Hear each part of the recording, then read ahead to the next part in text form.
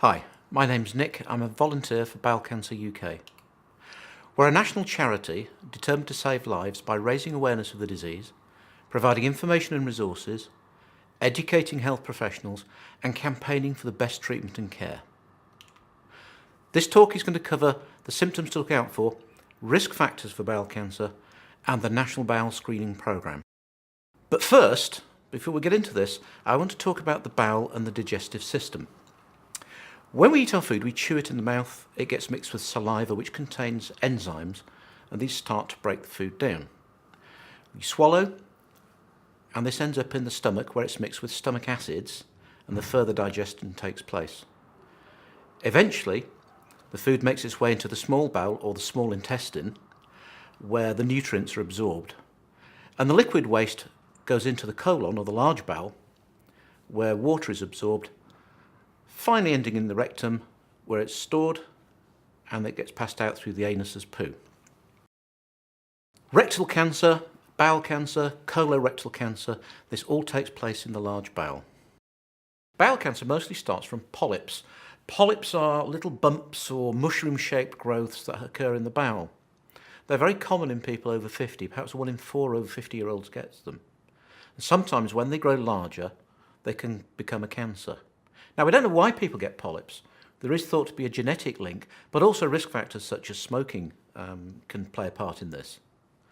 Polyps can be removed during a colonoscopy, and I'll tell you a bit more about the colonoscopy later. So, who gets bowel cancer? Men and women get it. More or less equal numbers, perhaps a few more men than women. The over 50s account for 95% of the diagnoses, but younger people are getting it too, around 2,100 each year. It's the 4th most common kind of cancer, with more than 40,000 people diagnosed each year, and the 2nd biggest cancer killer, around 16,100 deaths per year. But the good news is that if caught early enough, this is a highly treatable disease. This picture shows an image of the stages of bowel cancer. Stage 1, this is where the disease is contained within the lining of the bowel, through to stage 4, where it's spread out to other organs, usually the liver and the lungs. Now, more than half the diagnoses that take place are in those for whom the cancer has already spread. Where it's diagnosed at stage 1 and 2, it's highly treatable. And the message here is early diagnosis saves lives. So what are the symptoms of bowel cancer? Well, bleeding from your bottom or blood in your poo, changes in your normal bowel habit for 3 weeks or more, unexplained weight loss, extreme tiredness, or pain or lump in your tummy.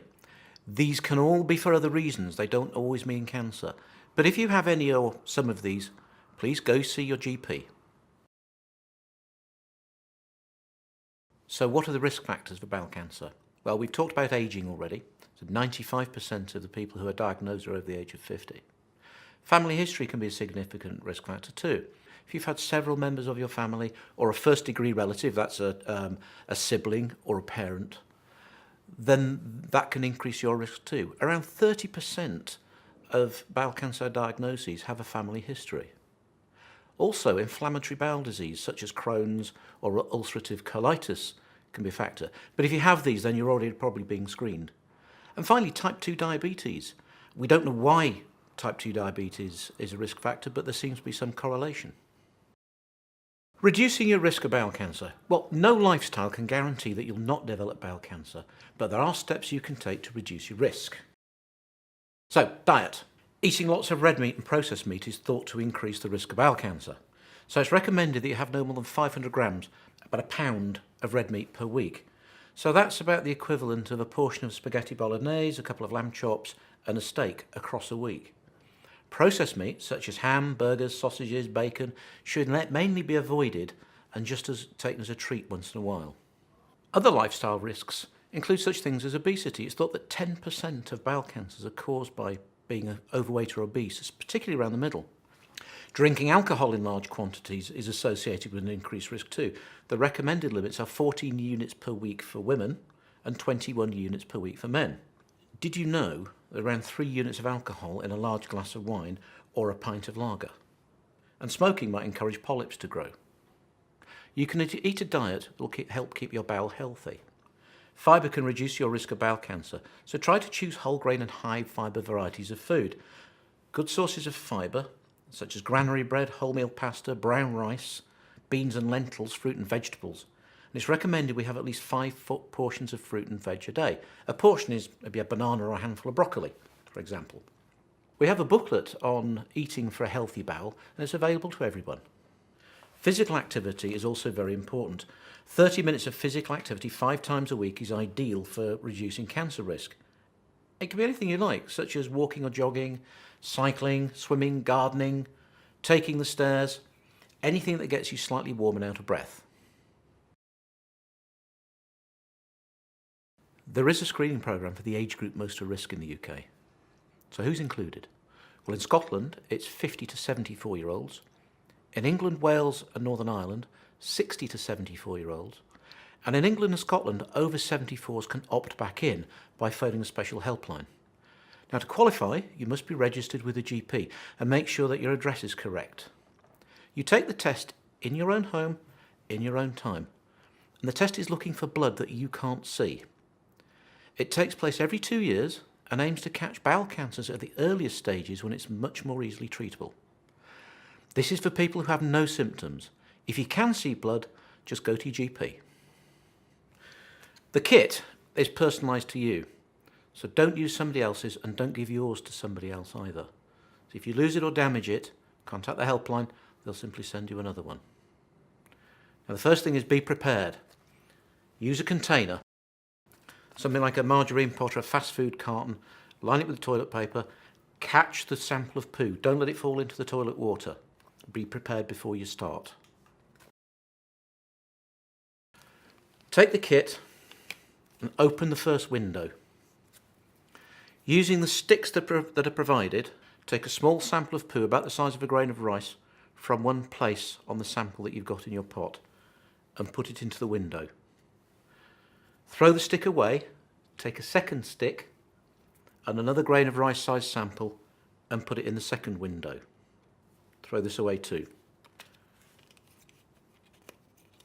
Close the window and store it safely until the next time you poo. Do it again under the second and third flap. When you've finished it, put it in the foil envelope provided and put it in the post and it will go to the bowel screening centre.